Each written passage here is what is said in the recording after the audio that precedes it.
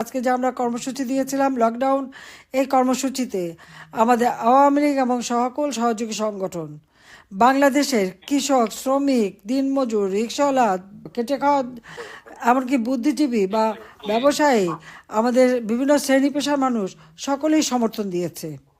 সেই সাথে আমাদের প্রবাসী, আপনারা সব সময় বাংলাদেশের জনগণের পাশে আছেন এবং আপনারা যেহেতু আপনারা সোচ্চার হতে পারেন, আপনারা সেইভাবে কিন্তু সকলকে সহযোগিতা করে যাচ্ছেন। তা আমি সবাইকে আন্তরিক ধন্যবাদ জানাই যে আমাদের আওয়ামী লীগ এবং প্রবাসী এবং দেশ বিদেশের সকল বন্ধুরা, শ্রেণী পেশার জনগণ যারা এই আন্দোলনকে আজকে সফল করেছেন, তাদের সবাইকে আমি আন্তরিক ধন্যবাদ জানাই। আমাদের এই লকডাউন প্রোগ্রামের মধ্য থেকে যে জিনিসটা আমি লক্ষ্য করছি, আমাদের বাংলাদেশের জনগণ ডক্টর ইউনূস ক্ষমতা আসার পর প্রত্যেকেই একটা অস্বস্তিকর পরিবেশের মধ্যে ছিল।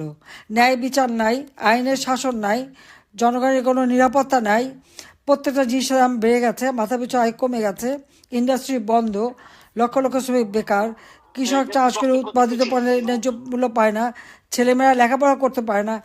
এই অবস্থার থেকে তারা যেন একটা স্বস্তির আশ্বাস পেয়েছে।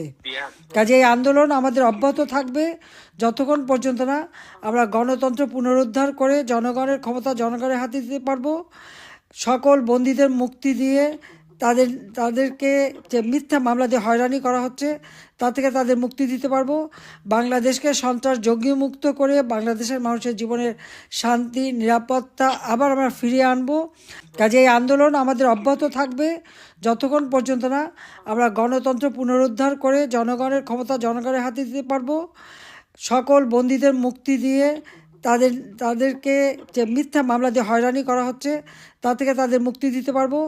বাংলাদেশকে সন্ত্রাস জঙ্গি মুক্ত করে বাংলাদেশের মানুষের জীবনের শান্তি নিরাপত্তা আবার আমরা ফিরিয়ে আনবো।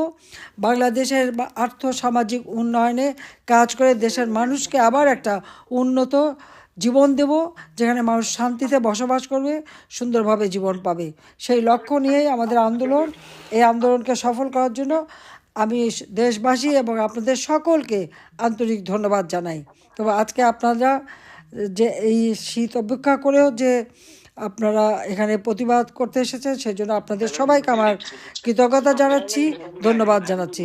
সবাইকে ধন্যবাদ। জয় বাংলা, জয় বঙ্গবন্ধু, বাংলাদেশ চিরজীবী হোক। খোদা হাফেজ।